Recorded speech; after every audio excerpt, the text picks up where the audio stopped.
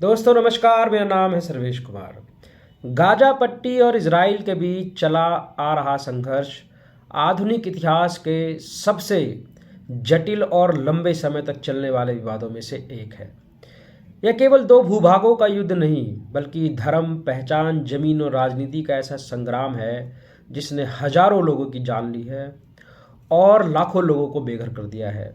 आइए ये समझते हैं कि हाल के दिनों में ऐसा क्या हुआ कि युद्ध ने इतना भयंकर रूप ले लिया है।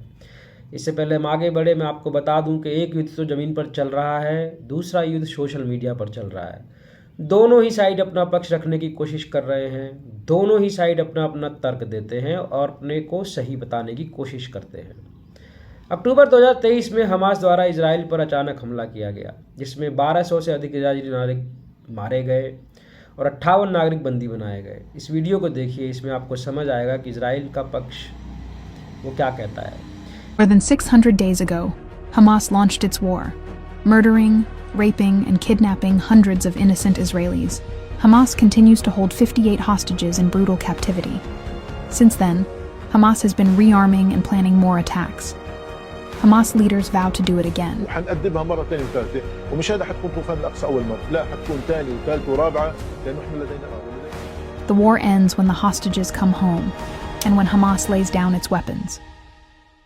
इजराइल ने गाजा पर बड़ा सैन्य हमला किया। गाजा में हजारों नागरिकों की मौत हुई, लाखों विस्थापित हुए।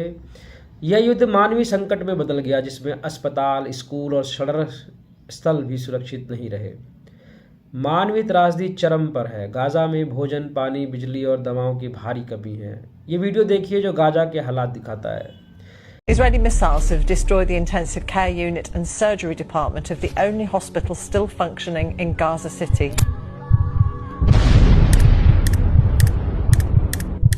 International journalists and independent human rights and forensic investigators have been prohibited by Israel from bearing witness. Journalists aren't allowed into Gaza, and the ones in Gaza are being killed every single day.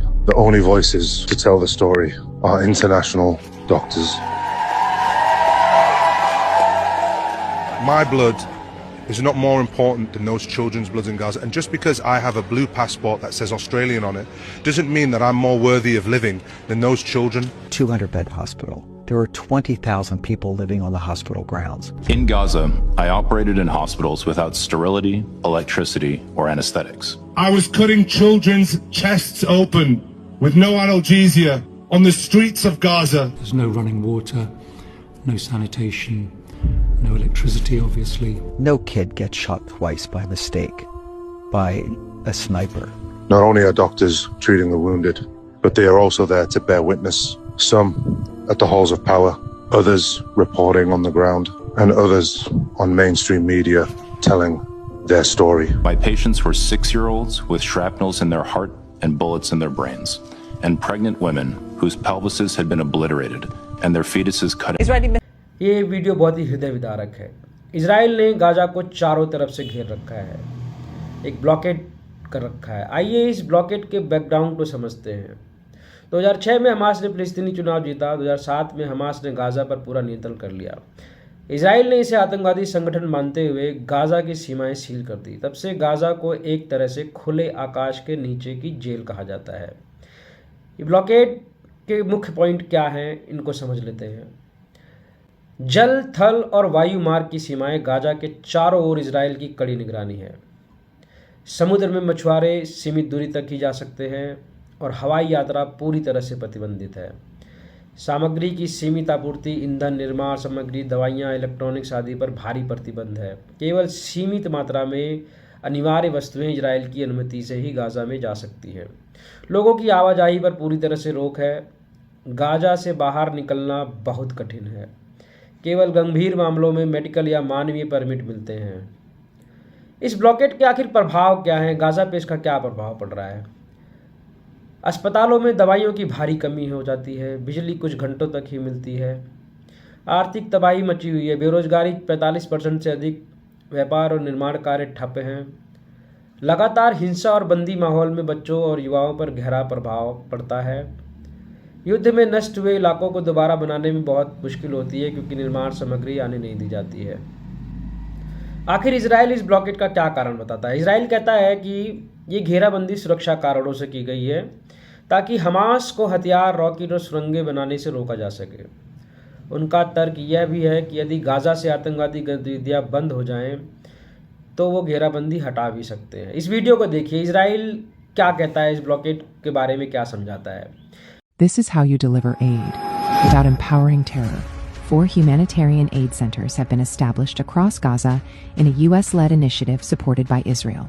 These centers are operated by international aid organizations and protected by American civilian security forces, built after months of coordination between the U.S., Israel, and global partners. They represent a major shift in how aid reaches Gaza's civilians, organized, secure, and accountable.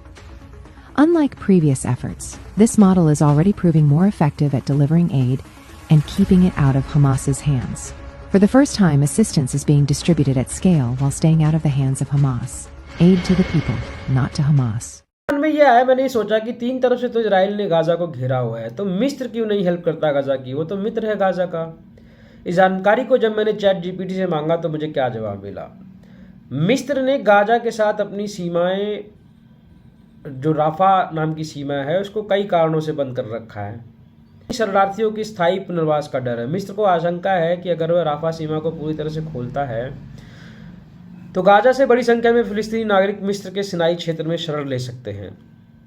मिस्र के राष्ट्रपति Abdel Fattah अल CC ने चेतावनी दी है कि यह स्थिति फिलिस्तीनी मुद्दे के समापन के समान होगी, जहां गाज़ा खाली हो जाएगा और फिलिस्तीनी शरणार्थी स्थायी रूप से मिस्र में बच सकते हैं। अच्छा, चिंताएं और सिनाई में आतंकवाद। मिस्र के उत्तरी सिनाई क्षेत्र में पिछले 1 दशक से इस्लामी आतंकवादियों के खिलाफ सैन्य अभियान चल रहा है। मिस्र को डर है कि गाज़ा से आने वाले लोग इन आतंकवादी समूहों के साथ संबंध बना सकते हैं या उनके प्रभाव में आ सकते हैं, जिससे देश की सुरक्षा को खतरा हो सकता है।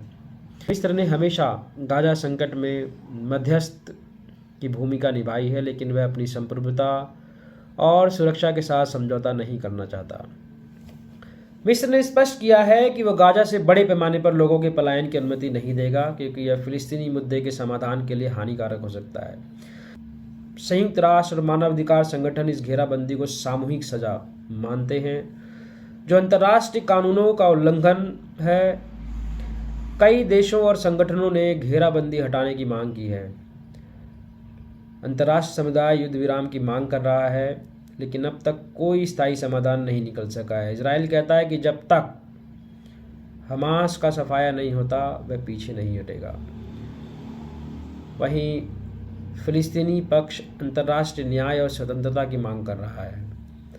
गाज़ा इजराइल संघर्ष एक ऐसा संकट है जिसमें केवल 2 पक्ष नहीं, पूरी दुनिया की नैतिक जिम्मेदारी शामिल है। जब तक दोनों पक्षों के बीच न्याय, आत्मनिर्णय और शांति की भावना से बातचीत नहीं होगी, तब तक यह संघर्ष खत्म नहीं होगा।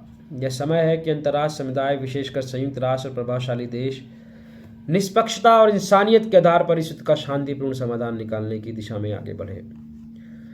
दोस्तों, मेरा ये मानना है कि शुरुआत तो हमास ने ही की, परंतु अब इस युद्ध की विभीषिका बहुत भयावह हो चुकी है। दोनों ही तरफ से हजारों लाखों मासूम इस युद्ध की बलि चढ़ चुके हैं।